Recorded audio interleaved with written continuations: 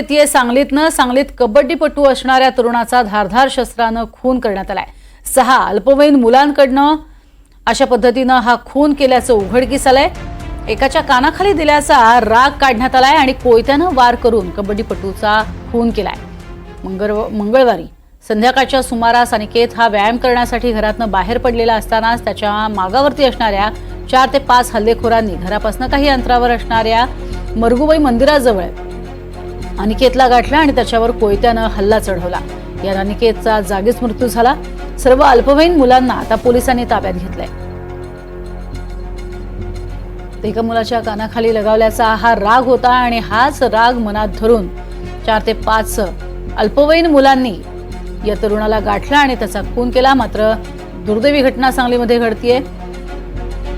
व्यायामासाठी निघालेल्या या तरुणावरती हल्ला करण्यात आला आणि या हल्ल्यात त्या तरुणाचा मृत्यू झालाय।